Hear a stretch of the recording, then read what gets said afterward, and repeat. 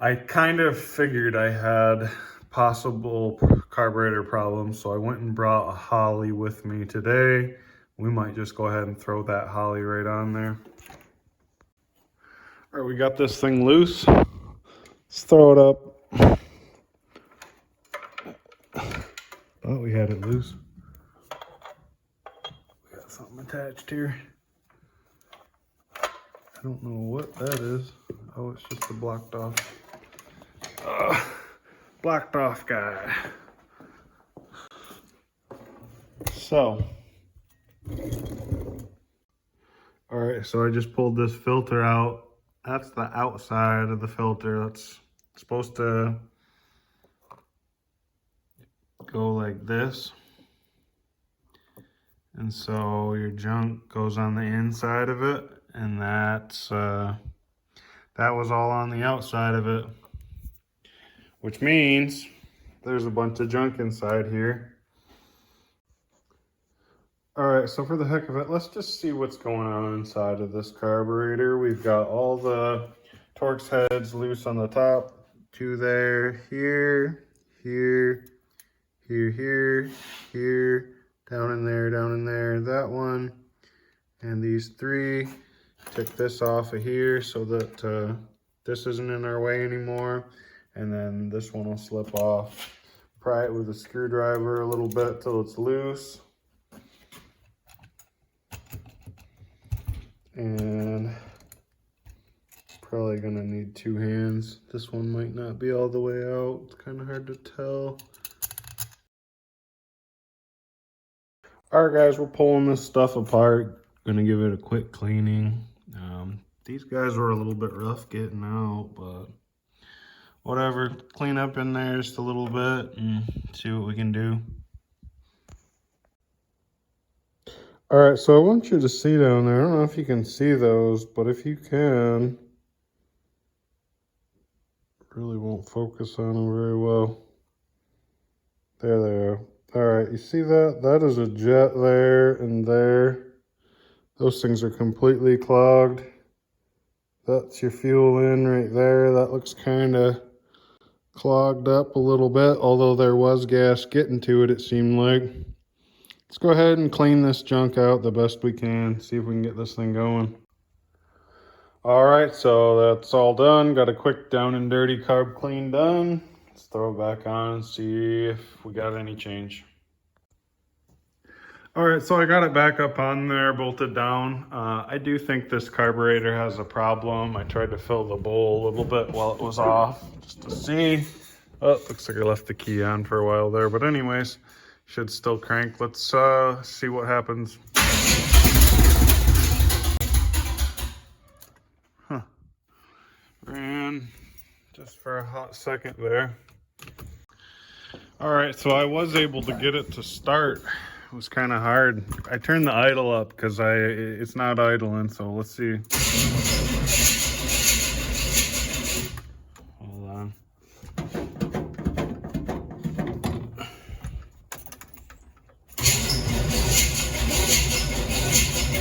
Huh. Hold on, let me put on the pedal.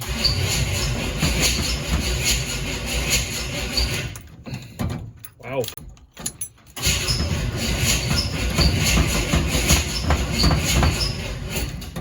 Guess our battery's really low again. We don't have the alternator working, so that doesn't help me. All right, so I threw a different battery in there. We got the choke stuck wide open for a little choke delete option.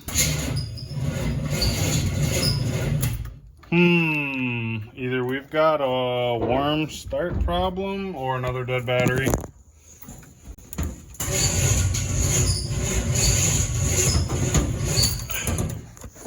I'm gonna say another dead battery. So that's unfortunate. We made sure to bring an extra battery with us today, but it's dead. Let's go ahead and rob one out of the daily driver, I guess. All right, so I plucked the daily driver battery. Let's see what the heck we got going now. Please start up. little bit better. Throttle wide open again.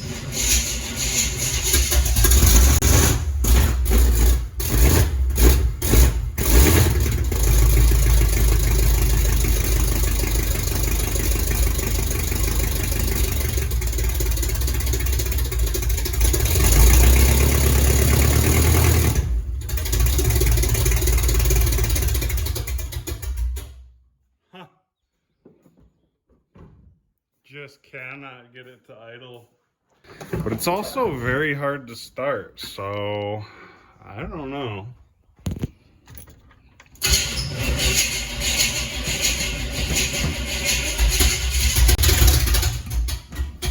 What is up with it?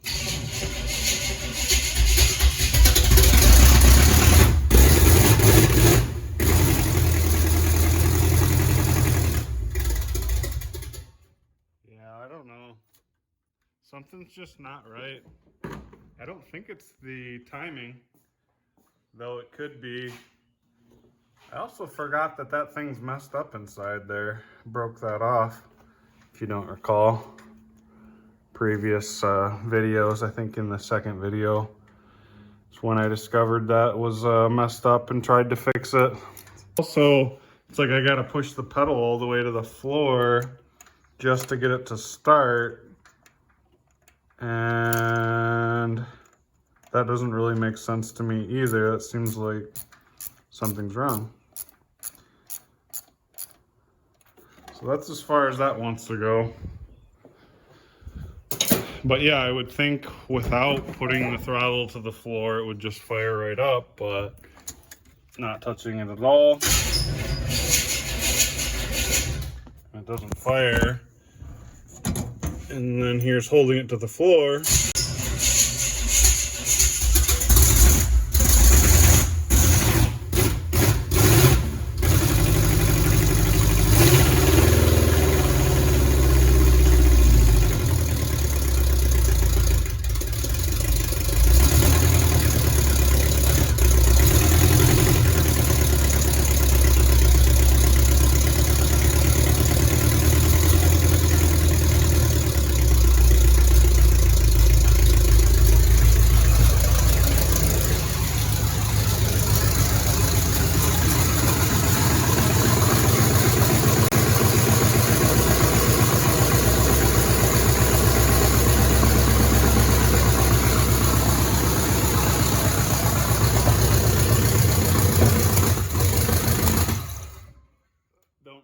Happened there. Just decided to quit running abruptly, sorta. That was weird. Huh. What a weird machine, man. Suppose it could have sucked all the fuel down, but there's no way, Jose. Well, it might have. All right, so I bumped the timing just a little bit, thinking that it might have gotten messed with. And let's see. I don't want to have to pump the pedal at all. All right, that's a definite good sign, actually. I put some more gas in it because I had run it pretty much out. So I'm hoping to get it filled back up if I can. I'd like to run it, turn that idle down.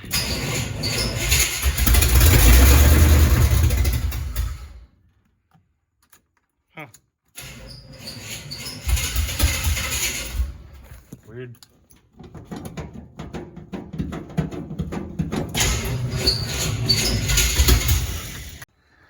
All right, so we just switched over to the Holley.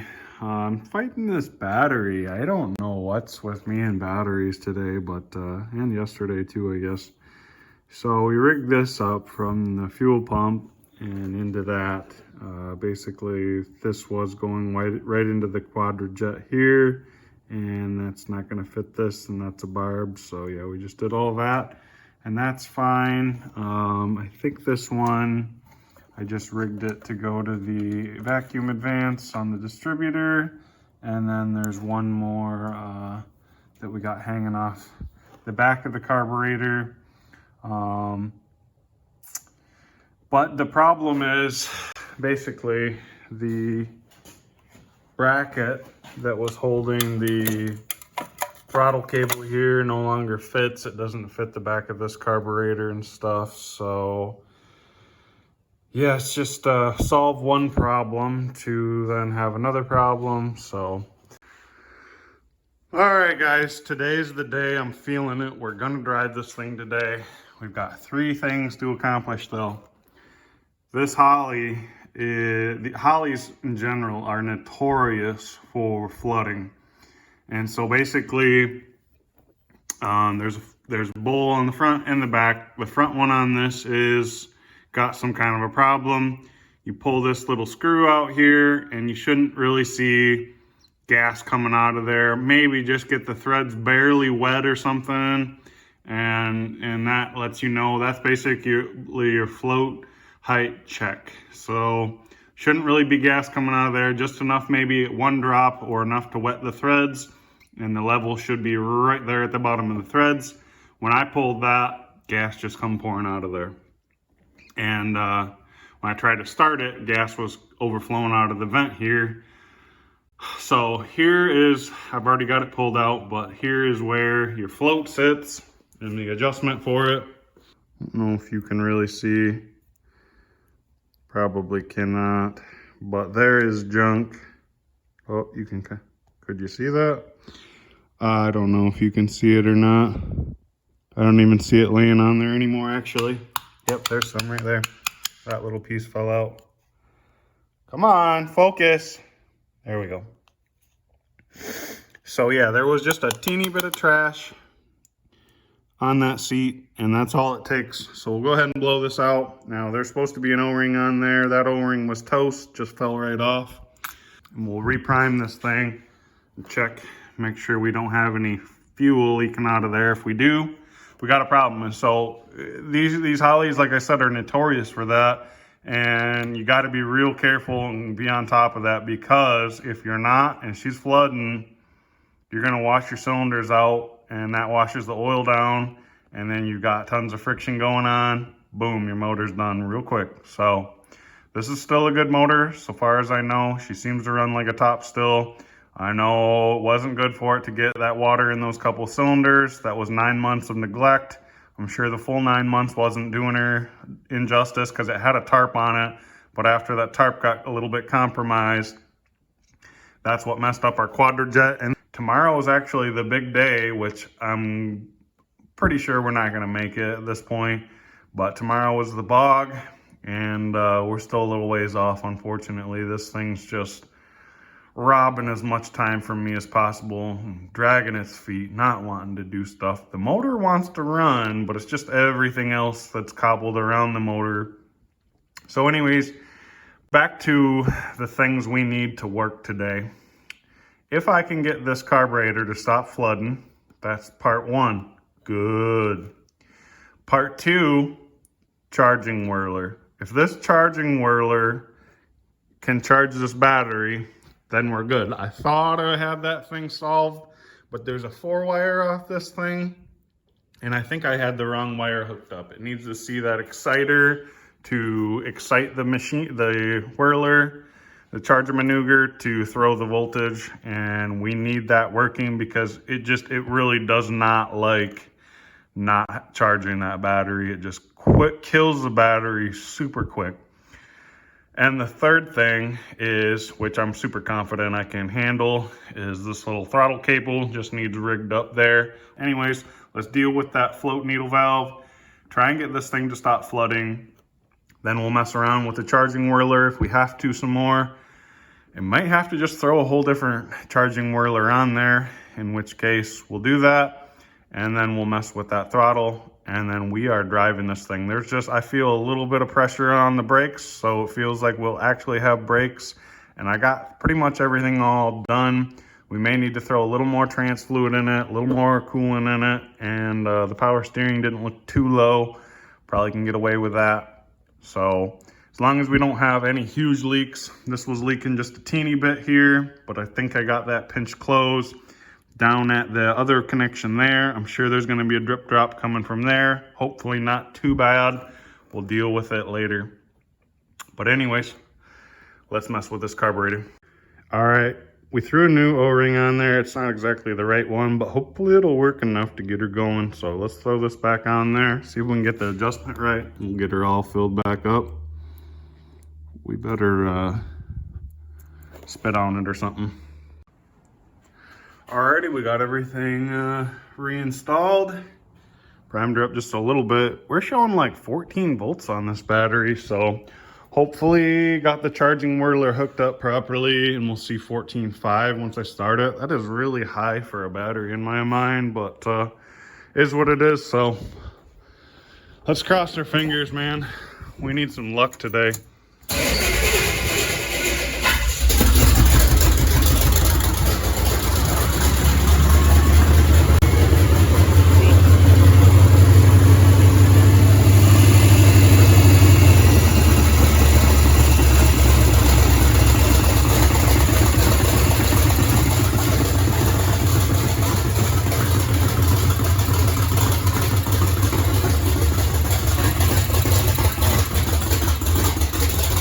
Little bit of a leak going on this time out of here. I guess those gaskets are just old and they didn't like coming apart, which is too bad. But let me crack this one here and see what that's looking like. She did fire up. It did idle, as you saw, and this thing kept falling, which is really not good for it considering that she's on her last leg. But yeah, this old rumble trap just wants to push her right off there. So I saw 15 volts on there. I don't know what y'all saw, but that means our charging whirler, we had success. I don't want to see any fuel. Oh, yep. So that's bad. That's real bad. It's still overflowing. It looks like we got this front piece fixed, and so yeah, it's just traveling to the back. Anyways, time to mess around some more. All right, guys, we're onto the rear float now. No, if y'all can see, kind of hard to shine in there. But there's some trash in there, just a little bit. And I actually think the culprit on this one might be the O-ring. She's pretty disintegrated. So that's also a high possibility, but let's go ahead and get this thing cleaned up back in there. All right, we got her cleaned up the best we can. Let's try and start it again, check out what we got going. Try and fire this thing and see what's going on with that secondary now. Engine's probably flooded, hopefully not.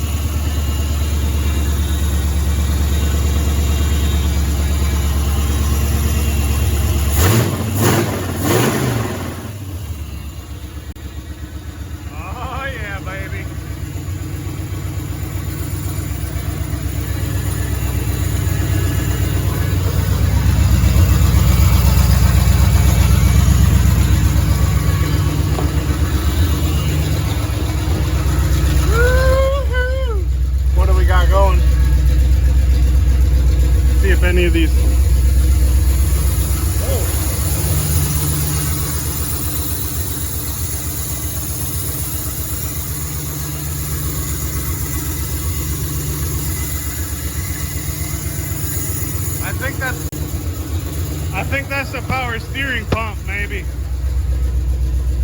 See, we got all the oil pressures. The battery's trying to read. That ain't right though. I'm pretty sure it's actually working. Anyways, wait till I get that thing plumb full of coolant, and then we better just double check things. I don't want to go too crazy too quick. That thing is acting up a bit, and I know just from pulling, at least I didn't even pull the back float level screw, but I know the front float level is still a little bit high. I don't like it throwing gas out like that because you just never know when it's going to do a big one. Give her a drive around, but we can't do that without that throttle cable. So that is the next order of business, it looks like, since we're getting darn close, is if I can get that throttle cable all rinky-dinky-dooed up there, then we'll be giving her a little test pepper around the yard here, see what happens. And yeah, so that's super exciting. I'm glad that we were able to dial that in just a little bit so that we're not like worried about fires, worried about washing the cylinders down, stuff like that. Obviously, we still got a little something acting up on the front there, which is weird. It's like, alrighty guys, so this is what I was able to rig up. Quick, just a quick job, nothing pretty, nothing to be proud of, but pretty much it's gonna go there. And throttle cable, sit here. All right, so we got the sketchy throttle rigged up. For now, we just want to test this thing. So I think for testing purposes, this is gonna be okay. The key will shut it off in an emergency, scary situation, hopefully at least. So let me get this tightened down. Okay, let's see what our throttle linkage is doing. Make sure it's working as much as I can get out of it.